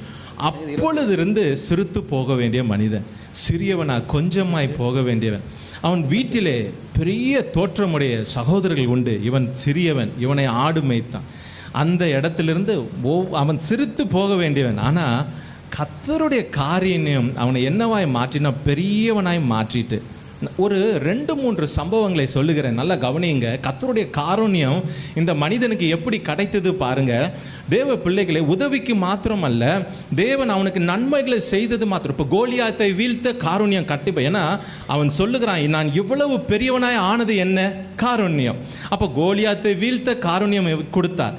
இப்போ இந்த காருண்யத்தை சொல்லும் பொழுது என்னன்னா, அந்த அகிமெலாக்கினுடைய ஆசாரியன் என்று அவன் இருக்கிறான். அந்த இடத்துல தாவீது போய் அவனுக்கு பசியாக இருக்கிறதுனாலே ஆசாரிய சாப்பிடக்கூடிய அப்பத்தை கேட்கிறான். நியாய பிரமாணத்தின்படி அதை சாப்பிடக்கூடாது, ஆசாரிகள் மாத்திரமே சாப்பிட வேண்டும். அதை நாம் 1 சாமுவேல் 21ஆம் அதிகாரத்தில் பார்க்க முடியும். நியாய பிரமாணத்தின்படி யார் தான் சாப்பிடணும்? ஆசாரியர் மட்டும்தான் சாப்பிடணும். ஆனால் தேவனுடைய காருண்யம் இந்த மனிதனுக்கு கிடைத்ததுனால தேவன் பாருங்க, அந்த ஆசாருடைய இருதயத்தை இவன் பக்கமாக திருப்பி அந்த புசிக்க அதை கொடுக்கிறான். இது காருண்யம் தானே. தேவனுடைய காருண்யம் எவ்வளோ ஒரு காரியத்தை இவனுக்கு செய்கிறது பாருங்க. ஒரு பாவமான காரியத்தை, ஒரு பாவம் இதை செய்யக்கூடாது, ஆனாலும் அவருடைய காருண்யத்தினாலே அவன் அங்கே இரக்கம் பெறுகிறான். அந்த ஆசாரியன் சாப்பிடக்கூடிய அந்த அப்பத்தை இவன் சாப்பிட்டு இவன் திருப்தி அடைந்து இந்த பலத்தினால அவன் மேற்கொண்டு வனாந்தர பாதைக்கு போகிறான். இந்த அப்பத்தினால பலன் கொண்டு எலியா போனது போல இவனும் போகிறான். கர்த்தருடைய பிள்ளைகளே, இது காருண்யம் தானே. இதை தொடக்கூடாது அல்லவா? ஆசாரியன் மாத்திரம் தானே இருக்கணும். அதற்கு பிறகு பாருங்க, அதே கடைசி வசனம் பார்த்தீங்கன்னா 12, இந்த 21:12, 1 சாமுவேல் 21:12. இந்த வார்த்தையை தாவீது தன் மனதில் வைத்துக்கொண்டு காத்தின் ராஜாவாக ஆகீசுக்கு மிகவும் பயப்பட்டு அவர்கள் கண்களுக்கு முன்பாக முகநாடியை வேறுபடுத்தி அவரிடத்தில் பித்தம் கொண்டவன் போல காண்பித்து வாசற் கதவுகளை கீறிக்கொண்டிருந்து தன் வாயிலிருந்து நுரையை தன் தாடியில விழப்பண்ணி கொண்டிருந்தான். எப்படி ஒரு பைத்திய சேஷ்டையை பண்ணி கொண்டிருக்கிறான் பாருங்க. இவன் தான் பெலிஸ்தரை பந்தாடியவன். கோலியாத் வந்தான், கோலியாத்தை விரட்டி அடித்தான். சவுல் பெண்ணை மன முடியறதுக்காக பெலிஸ்தனுடைய நுனித்தோலை நீ கொண்டு வர 100 கேட்டால் 200 கொடுக்குறான். அப்படியாப்பட்டவன் இப்போ பயந்து போய் பெலிஸ்தன் முன்பாக பைத்திய சேஷ்டை காட்டுறான். கர்த்தர் மன்னிக்கிறார். கர்த்தருடைய காருண்யம் அவனுக்கு கிடைக்குது. இந்த கிடைச்சதுனால பின்னாடி இந்த ராஜா அவனை அழைத்து அனுப்பி அவனுக்கு பெரிய ஆளாக மாறுகிறான். கர்த்தருடைய காருண்யம் இந்த இடத்துல தாவீதுக்கு எப்படி பாருங்க, பாவமான செயல், அந்த அப்பத்தை அவன் புசிக்கக்கூடாது, ஆசாரியனுக்கு உண்டான அப்பம் தேவனுடைய காருண்யத்தினால கிடைக்கிறது. இந்த காருண்யம் எல்லா நன்மைக்கு மாத்திரமல்ல, இவன் விழுந்த இடங்களில் எல்லாம் தேவன் அவனுக்கு கொடுத்து கொண்டே இருக்கிறார். அடுத்து பாருங்க, நாபாலின் விஷயத்தை பார்க்கும் பொழுது தாவீதை எப்படி இந்த காருண்யம் காப்பாற்றுகிறது. நாபால் அவன் சொல்லுகிறான், நீங்கள் நேரம் இல்லாதனால 29 வாசிங்க நேரம். உம்மை துன்பப்படுத்தவும் உம்முடைய பிராணனை வாங்க வகை தேடவும். இல்லை 28 வாசிங்க. 28. உமது அடியானின் பாதகத்தை மன்னியும் கர்த்தர் என் ஆண்டவனுக்கு நிலையான வீட்டை நிச்சயமாக கட்டுவார். என் ஆண்டவன் கர்த்தர் யுத்தத்தை நடத்துகிறாராமே. நீர் உயிரோடு இருக்கும் நாளில் ஒரு பொல்லாப்பும் உண்மையில் காணப்படாது இருப்பதாக. உம்மை துன்பப்படுத்தவும் உம்முடைய பிராணனை வாங்க தேடவும் ஒரு மனுஷன் எழும்பினாலும் என் ஆண்டவனுடைய ஆத்மா உம்முடைய தேவனாகிய கர்த்தரின் ஆதரவு இருக்கிற ஜீவனுடைய கட்டிலே கட்டப்பட்டிருக்கும். உம்முடைய சத்துருக்களின் ஆத்மாக்களோ கவனில் வைத்து எரிந்தார் போல எரியப்பட்டு. 31.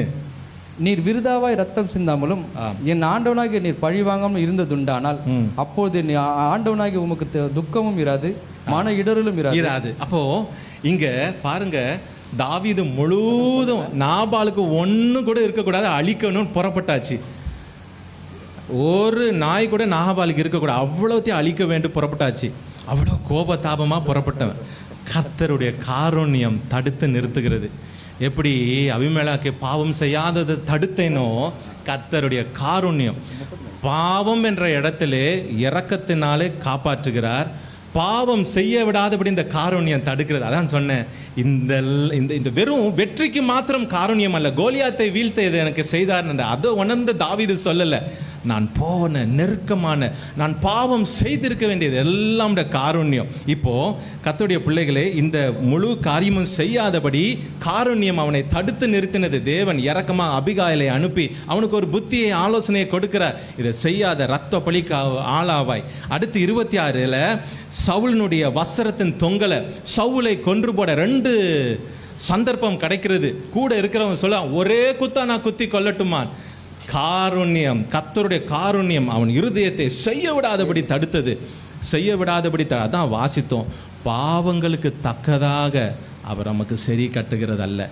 அந்த கடைசி இன்னொரு வசனத்தையும் வாசிங்களேன். 2 சாமுவேல் 12:13. 2 சாமுவேல் 12:13. நான் அப்பொழுது தாவீது நாத்தானிடத்தில், நான் கர்த்தருக்கு விரோதமாய் பாவம் செய்தேன் என்றான். நாத்தான் தாவீதை நோக்கி, நீ சாகாதபடிக்கு கர்த்தர் உன் பாவத்தை. என்ன அருமையான வார்த்தை பாருங்க, நீ சாகாதபடிக்கு, உன் பாவத்துக்கு தக்கதான பலனை உன் மேல நான் சுமத்தாதபடி. கர்த்தருடைய காருண்யம், அந்த காருண்யம் நமக்கு இருக்கிறனால தான் நீங்களும் நானும் சிறுத்து போவதே இல்லை. நம்முடைய பாவங்களுக்கு தக்கதாக அவர் நமக்கு சரி கட்டுவதல்ல, ஒரு காருண்யம் வந்து நம்மை சூழ்ந்து கொள்ளுகிறது. பாவம் செய்யும் பொழுதோ போக தடுத்து நிறுத்துகிறது காருண்யம். தேவன் நல்ல ஆலோசனைகளை தருகிறார், சபையிலே கொண்டு வந்து வைத்து ஆலோசனையை தருகிறார், உங்களை பலப்படுத்துகிறார். அது அவருடைய காருண்யம் சூழ்ந்து இருக்கிறது. தாவீது அதனால தான் சொன்னேன், இந்த காருண்யம் தான்ப்பா என்னை பெரியவன் ஆக்கிட்டு. கர்த்தருடைய பிள்ளைகளே, சாலமோனுக்கு இந்த காருண்யம் கிடைக்கவில்லை. தேவன் ஒவ்வொரு முறையும் தாவீது பாவம் செய்யும் பொழுது நாத்தானையோ காத்தையோ அனுப்பி கொண்டே இருப்பார். இது எது? காருண்யம். அபிகாயிலை அனுப்பினார், எதுக்கு? காருண்யம். பாவம் செய்திடக்கூடாது. அகிமெலாக்கு அந்த இடத்திலேயே எதற்கு? காருண்யம்.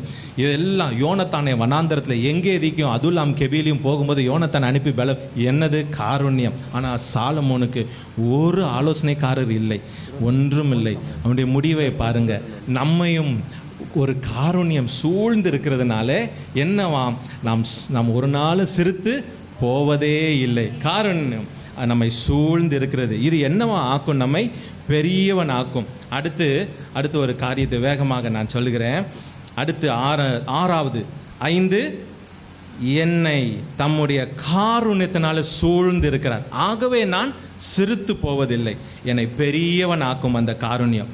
6வது சகரியா 4:6. சகரியா 4:6. சகரியா 4:6. அப்பொழுது அவர் செருபாபேலுக்கு சொல்லப்படுகிற கர்த்தருடைய வார்த்தை என்னவென்றால், பலத்தினாலும் அல்ல, பராக்கிரமத்தினாலும் அல்ல, என்னுடைய ஆவியினாலே ஆகும் என்று சேனைகளின் கர்த்தர் சொல்லுகிறார். இங்கே ஒரு சிறுத்து போன மனிதனை பார்க்கும். நீங்க இத்தனை நாம் பார்த்தது அவர்கள் சிறுத்து போக வேண்டியது. ஆனா ஒவ்வொரு காரியத்திலும் கர்த்தருடைய அவருடைய அழைப்பு, அவருடைய அவர் பார்த்தது, அவருடைய கரம், அவருடைய வைராக்கியம், அவருடைய காரணம் இதெல்லாம் இவர்களை மாற்றி பெரியவர்கள் ஆக்கிறது. இங்கே செருபாபேல் என்ற ஒரு மனுஷனை பார்க்கிறோம். 6வது குறிப்பு என்னவென்றால், என்னை தம்முடைய ஆவியினால அவர் அபிஷேகித்திருக்கிறார். என்னை தம்முடைய ஆவியினால அவர் அபிஷேகித்து, ஆகவே நான் சிறுத்து போவதில்லை. கர்த்தருடைய பிள்ளைகளே, இங்கே செருபாபேல் என்ற பெயருக்கு என்ன அர்த்தம்னா, பாபிலோனின் சந்ததி, அவன் பாபிலோனில் விதைக்கப்பட்டவன், அங்கிருந்து வந்தவன் என்று அவனுடைய பெயரினுடைய அர்த்தம் செருபாபேல். இப்போ இந்த செருபாபேல் திரும்ப அவர்கள் 70 வருஷம் அவர்கள் அந்த பாபிலோன் தேசத்திலிருந்து சிறையிலிருந்து விடுதலையாகி சொந்த தேசத்திற்கு வருகிறார்கள். இப்போ இந்த ஆலயத்தை கட்டுகிறார்கள். ஏன்னா செருபாபேல் தான் அதற்கு அந்த ஆகாய் 1:1 வாசிங்க. ஆகாய் 1:1. ராஜாவாக தரியு அரசாண்ட 2ஆம் வருஷம் 6ஆம் மாதம் 1ஆம் தேதியிலே கர்த்தருடைய வார்த்தை ஆகாய் என்னும் தீர்க்கதரிசியின் மூலமாக செயல்தில் குமார செருபாபேலுக்கும், இப்போ செருபாபேல் கூட இருக்கவங்களுக்கு எல்லாம் வருகிறது. கர்த்தருடைய இப்படி நல்லா கவனிங்க, என்ன நடக்கு. இப்போ ஆலயத்தை கட்ட வேண்டும். ஆலயத்தை கட்டணும். யார் பொறுப்பு? செருபாபேல் தான் இதற்கு பொறுப்பு.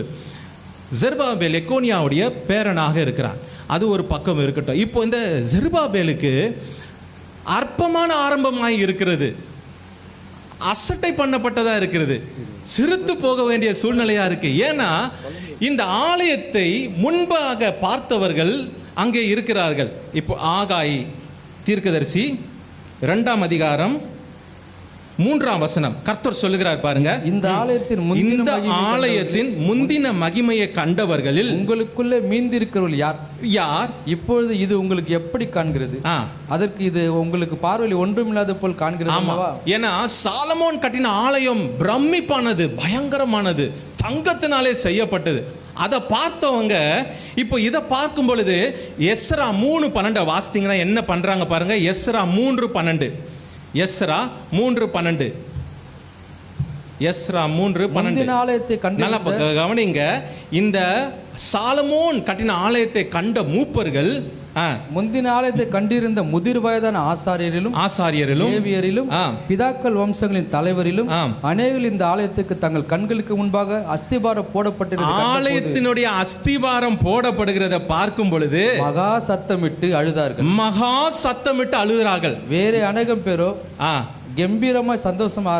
இன்னொரு கூட்டம் இருக்கு, கம்பீர சந்தோஷம் உண்டாகுது. ஏன் அதற்கு ஒரு சந்தோஷம்? ஏன்னா இப்பதான் அவங்க அஸ்திபாரம் போடுறத பார்க்கிறாங்க. ஏன்னா அவங்க எல்லாம் அடிமைத்தனத்திலிருந்து வந்தவங்க. ஆனா முந்தைய ஒரு கூட்டம் அழுது. என்ன நினைத்து அழுது? அந்த ஆலயம் மகிமையா இருந்துருச்சு, முந்தைய இருந்தது மகிமையா இருந்தது, இப்ப போடப்படுகிற அஸ்திபாரம் ஒருவேளை சின்னதா போடப்பட்டிருக்கலாம். என்ன சின்னதா போடப்படுறதுனால அழுகுறாங்க.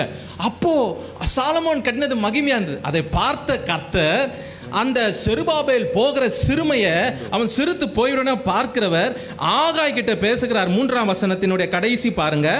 அதற்கு இது உங்கள் பார்வையில் ஒன்றுமில்லாத போல். அப்போ அவர்களுடைய பார்வையில இது என்ன பெருசு இவன் பண்ணிட போறான் செருபாபேல். அந்த ஆலயத்தினுடைய மகிமை பயங்கரமா இருந்தது. அப்போ இருந்தது பயங்கரமா இருந்தது. இப்போ இவன் என்ன பெரிய கட்டிட போறான், என்ன ஊழியம் செய்திட போறான்றது போல இருந்தத கர்த்தர் பாருங்க. கர்த்தர் என்ன சொல்லுகிறார்? 4 வாசிங்க. ஆனாலும் செருபாபேலே நீ திடன்கொள் என்று கர்த்தர் சொல்லுகிறார். யோத்சதாக்கின் குமாரனாகிய யோசுவா என்னும் பிரதான ஆசாரியனே, நீ திடன்கொள். தேசத்தில் எல்லா ஜனங்களே நீங்கள் திடன் கொள்ளுங்கள், வேலையை நடத்துங்கள் என்று கர்த்தர் சொல்லுகிறார். நான் உங்களுடன் இருக்கிறேன் என்று. நான் இருக்கிறேன். அந்த மகிமையை விடு, நான் இருக்கிறேன். நான் இருந்தா போதும். அந்த கோல்டுல கட்டின மகிமை இல்லை, நான் எங்கே இருக்கிறேனோ அங்க மகிமை தங்கும். அது ஆசரிப்பு கூட அன்னமான சரி, உன் இருதயத்திலும் சரி, எங்கே அவர் வாசம் பண்ணுற மகிமை அங்கதான். அங்க பாருங்க, இந்த ஆகாயில 1:13-14 ஏன் இதெல்லாம் குறிப்பிட்டு நீங்க பாருங்களேன், எவ்வளோ அழகா தேவன் அவளை பலப்படுத்துகிறார். ஏன்னா எல்லாம் அற்பமாய் நினைக்கிறாங்க. 2:4-5, 2:7-9, 19-23 இதெல்லாம் நீங்க வீட்டில் போய் வாசிங்க. இன்னொரு காரியம் பாருங்க, 4:10 வாங்க. சகரியா 4:10. அற்பமான ஆரம்பத்தினால யார் அசட்டை பண்ண? அற்பமான ஆரம்பத்தினாலே யார் அசட்டை? அப்போ இவன் சிறுத்து போக வேண்டியவன் செருபாபேல், ஆனால் தேவன் அபிஷேகித்தார். தம்முடைய ஆவியை செருபாபேலுக்கு சொன்னார், செருபாபேல் பயப்படாத, முந்தனை ஆலயத்தை பார்த்தவங்க எல்லாம் கண்ணீர் வடிக்கிறாங்க, சின்ன அஸ்திபாரம் தான் போடுறேன்ட்டு சிரிக்கலாம், நீ பயப்படாத, நான் அங்கே வந்து இருப்பேன். இன்னொரு அழகான ஒரு வசனம் பாருங்க, அதே ஆகாய் 2:7 வாசிங்க. சகல ஜாதியிலும் அசைய பண்ணுவேன், சகல ஜாதிகளால் விரும்பப்பட்டவர் வருவார், இந்த ஆலயத்தின் மகிமையினால நிறைய பண்ணுவேன் என்று சேனைகளின் கர்த்தர் சொல்கிறார். நானே வருவேன். வந்து அந்த ஆலயத்திலே தேவன் தங்கினார், உலாவினார். கர்த்தருடைய பிள்ளைகளே, இப்போ இந்த போகிற அற்பமான ஆரம்பத்தை அசட்டைய பண்ணதை கர்த்தர் பார்த்து செருபாபேலை அபிஷேகித்து என்ன செய்கிறார்னா, அவன் கையை அஸ்திபாரம் போட வைக்கிறாரு. அவன் கையை அஸ்திபாரத்தை போட்ட கையே அதை முடிக்கும்படி செய்கிறார். எவ்வளோ பெரிய ஆச்சரியம் பாருங்க. நிறைய தடை வந்தது.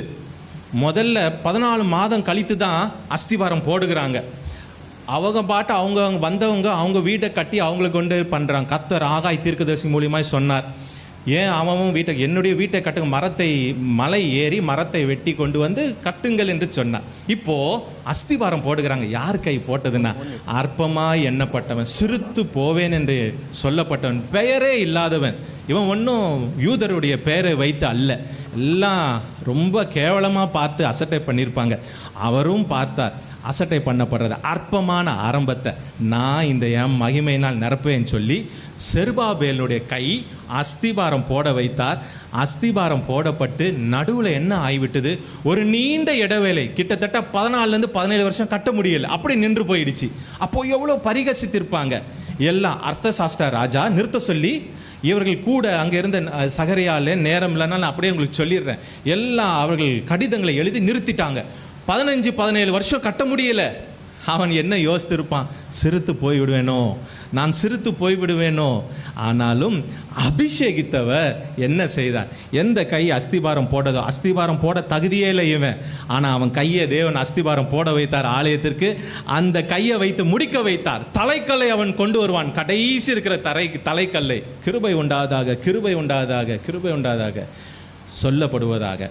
கர்த்தர் என்ன ஏன் சிறுத்து போவதில்லை, ஏன் நான் சிறுத்து போவதில்லை? 6வது, கர்த்தருடைய பிள்ளைகளே, நாம் சிறுத்து போவதில்லை. காரணம், என்னை தம்முடைய ஆவியினாலே அபிஷேகித்திருக்கிறார். அஸ்திபாரத்தை போட வைப்பார், அதை முடிக்கவும் வைப்பார். கர்த்தர் அதை செய்வார். கடைசியாக ஒன்றை சொல்லி நான் முடிச்சிடுறேன். கடைசி ஒரு காரியம், 1 தீமோத்தேயு 1ஆம் அதிகாரம் 14-16. 1 தீமோத்தேயு 1:14-16. அதுக்கு முந்தின 6ல் என்ன ஆசீர்வாதம், தரிசனம் நிறைவேறும், அவனுக்கு கொடுக்கப்பட்டது. நம்முடைய கர்த்தரின் கிருபை கிறிஸ்து இயேசுவின் உள்ள விசுவாசத்தோடும் அன்போடும் கூட என்னிடத்தில் பரிபூரணமாய் பெருகிற்று. பாவிகளை இரட்சிய கிறிஸ்து இயேசு உலகத்தில் வந்தார் என்கிற வார்த்தை உண்மையும் எல்லா அங்கீகரிப்பு பாத்திரமாக உள்ளது. அவர்கள் பிரதான பாவி நான். அப்படி இருந்தும் நித்திய ஜீவனை அடையும்போது இனிமேல் இயேசு கிறிஸ்துவிற்கு விசுவாசமாக இருப்பவர்களுக்கும் திருஷ்டாந்தம் உண்டாகும் பொருட்டு பிரதான பாவியாக என்னிடத்தில் அவர் எல்லா நீடிய பொறுமையும் காண்பிக்கும்படிக்கு இரக்கம் பெற்று. கடைசி குறிப்பு என்னன்னா, என்னை தம்முடைய கிருபையினால முடிசூட்டி இருக்கிறார். 7 நான் திரும்ப சொல்லுகிறேன், கவனிங்க. என்னை அழைத்தவர் உண்மை உள்ளவர், அதனால நான் என்ன ஆவதில்லை, நான் சிறுத்து போவதில்லை. அவர் என்னை என்ன செய்வார், பெருக பண்ணுவார். அடுத்து, என்னை காண்பவர், நான் சிறுத்து போவதில்லை, அவர் என்னை கனி தரும்படி செய்வார். 3வது, என் கரத்தை பிடித்திருக்கிறார், ஆகவே நான் சிறுத்து போவதில்லை. என் கைகளின் கிரியைகளை அவர் கைகூடி வர பண்ணுவார். எனக்காக மகா வைராக்கியம் கொள்ளுபவர் பதில் செய்வார். 5, என்னை தம்முடைய காருண்யத்தினால சூழ்ந்து இருக்கிறார், ஆகவே என்னை பெரியவன் ஆக்குவார். 6, நான் ஏன் சிறுத்து போவதில்லை, என்னை தம்முடைய ஆவியினாலே அவர் அபிஷேகித்திருக்கிறார், தரிசனம் நிறைவேறும். அஸ்திபாரமிடும், முடிக்கவும் என் கைகளை முடிக்க பலப்படுத்துவார். கடைசி, என்னை தம்முடைய கிருபையினாலே முடிசூட்டி இருக்கிறார். இந்த மனிதருடைய பவுல் என்ற பெயரின் அர்த்தமே சிறியவன், ஸ்மால் அண்ட் லிட்டில், சின்னவன். அவரே சொல்லுகிறார், அப்போஸ்தலர் எல்லாரும் நான் சிறியவன். 1 கொரிந்தியர் 15:9-10, நான் சிறியவன். அகால பிறவி போன்றவன் என்று சொல்லுகிறார். இதெல்லாம் ஆகால பிறவி என்று சொல்லும் பொழுது அது அப்நார்மல் பர்த், ப்ரீமெச்சூர், ஒன்று முன்பதாக குறிப்பிட்ட மாதம் முன்பதாகவோ அதற்கு முன்பதாக பிறக்கிற பிள்ளை, இல்லை என்றால் பிந்தி மிக நாட்கள் கழிந்து பிறக்கிறது, இல்லை என்றால் சரியான அதனுடைய வார்த்தை, அந்த கிரேக்க வார்த்தை அந்த இடத்துல மட்டும்தான் வருது. அது என்னன்னா அபார்ட்டட் சைல்டு, கலைப்பு செய்யப்படுகிற. என்ன நடந்திருக்கும் பாருங்க கர்த்தருடைய பிள்ளைகளே. அப்படியாப்பட்ட மனுஷன் தாயின் கற்பத்திலே அவன் சிறுத்து போயிட்டு இருக்க வேண்டியவன், ஆனாலும் வந்தான். நல்லா கவனிங்க, அவன் சிறுத்து போக வேண்டியவன் என்றது ரட்சிப்பின் நாள் வரைக்கும் அவனுக்கு தெரியலை. அவன் ரட்சிப்பின் நாள் வரைக்கும் அவனுக்கு தெரியலை. அவன் சீறி பாய்ந்து எல்லாரையும் துன்பப்படுத்தி கொண்டு இருந்தான். என்றைக்கு ரட்சிப்பு வந்ததோ அன்றைக்கு தானே ஒரு மனுஷன் தன்னுடைய உண்மையான நிலையை அறிவான். யோபு பார்த்து பேசிக்கொண்டே இருந்த என்றைக்கு அவரை சந்தித்தாரோ விழுந்து மூடனை போல பேசினேன் என்று சொல். அப்போ ஒரு மனிதனுடைய உண்மையான நிலை தனக்கே தெரிய வருது எப்போ என்றால் ரட்சிக்கப்பட்ட நாளில் தான். நான் இவ்வளோ பெரிய பாவியா, அது வரைக்கும் சவுலுக்கு ஒன்றும் தெரியவில்லை, தான் சிறியவன் என்று தெரியவில்லை, நான் சிறுத்து போக வேண்டியவன் என்று தெரியவில்லை, ஐயோ என் தாயின் வயிற்றிலே நான் போக வேண்டியவன் தெரியல, சீறி பாய்ந்து கொண்டிருந்தான். இப்போ 1 கொரிந்தியர் 15:8-9 வாசிங்க. 1 கொரிந்தியர். எல்லாருக்கும் பின்பு அகால பிறவி போன்ற எனக்கும் தரிசனமானார். நான் அப்போஸ்தலரில் எல்லாரும் சிறியவனாய் இருக்கிறேன். தேவனுடைய சபையை துன்பப்படுத்தினாலே நான் அப்போஸ்தலன் என்று பேர் பெறுவதற்கு பாத்திரன் அல்ல. அவனே ஒத்துக்கொண்ட, ஐ அம் லீஸ்ட் அண்ட் அன்வர்தி, நான் ஒன்றுக்கும் பிரயோஜனமற்ற, நான் தகுதி கிடையாது இந்த அப்போஸ்தலருக்கு. அப்போ கர்த்தருடைய பிள்ளை எது அதை செய்தது? நான் கிருபை. அவருடைய வாழ்க்கையில ஒவ்வொரு காரியத்திலையும் பவுலினுடைய வாழ்க்கையில் அந்த கிருபையை நீங்க பார்க்க முடியும். அவன் சபையை துன்பப்படுத்தி அவ்வளவு சூழ்நிலைகளும் கிருபையை பார்க்க முடியும். அவனுக்கு இருந்த ஜீவன் அந்த கிருபையினாலே. அவன் ஊழியத்தில் அதிகமாய் பிரயாசப்பட்டது கிருபையினால். அவரே சொல்லுகிறார் பாருங்க, நான் அதிகமாய் பிரயாசப்பட்டு, அந்த கீழே வாசிங்க. ஆகிலும் நான் இருக்கிறது தேவ கிருபையினாலே இருக்கிறேன். கிருபையினாலே இருக்கிறேன். அவர் எனக்கு அருளை கிருபை விருதாவா இருக்கவில்லை. இல்லை, அவர்கள் எல்லாரும் நான் அதிகமாய் பிரயாசம். அப்போ அவ்வளவு என்ன சொல்றான், நான் ஊழியத்தில் செய்தது எல்லாமே அவர் கிருபையினால எனக்கு கிடைத்தது. அப்போ எபேசியர் 3:2-8 வாசித்தீங்கன்னா இந்த ரகசியங்களை கிடைத்தது எனக்கு கிருபையினால தான். இந்த ரகசியங்களை கிடைத்தது என்ன ரகசியம்? கிறிஸ்துவின் மகிமையான ரகசியம். என்ன ரகசியம்? ரகசியம் எபேசியர்லேருந்து சொல்லிக்கிட்டே வருவார். கடைசியில் அதை கொலோசியர் 2 தான் அந்த ரகசியத்தை வெளிப்படுத்துகிறார் பாருங்க. கொலோசியர் அது வரைக்கும் மறைக்கப்பட்டிருந்ததாம். கொலோசியர் 1:4 வாசிங்க. பரலோகத்தில் உங்களுக்காக வைத்திருக்கிற நம்பிக்கை, அந்த நம்பிக்கை. 6 வாசிங்க. அந்த நம்பிக்கை குறித்து. எந்த நம்பிக்கை? 25 வாசிங்க. ஆதி காலங்களுக்கும், எப்போ நம்முடைய முற்பிதாக்களுக்கு, அப்போ ஆபிரகாம் அழைத்த அப்பொழுது இருந்து தலைமுறைகளுக்கும் மறைவாய் இருந்தது. இப்பொழுது அவருடைய பரிசுத்தவான்களுக்கு வெளியாக்கப்பட்ட ரகசியமாக தேவ வசனத்தை பூரணமாய் தெரியப்படுத்துகிறார். 27 பாருங்க. புறஜாதிகளுக்குள்ளே விளங்கிய இந்த ரகசியத்தில் உள்ள மகிமையின் ஐஸ்வர்யம் என்னது என்று தேவன் தம்முடைய பரிசுத்தவான்களை தெரியப்படுத்த சித்தமானார். கிறிஸ்துவானவர் மகிமையின் நம்பிக்கையாக உங்களுக்குள் இருப்பது அந்த ரகசியம், விளங்கி கொள்ள முடியாத ரகசியம். தேவன் வாசம் பண்ணுகிறார். அதுதான் இவ்வளவு நாள் மறைக்கப்பட்டது, யாருக்கும் வெளியாகல. அது மாத்திரம் இல்லை, அநேக ரகசியங்களை எனக்கு கொடுத்தார்.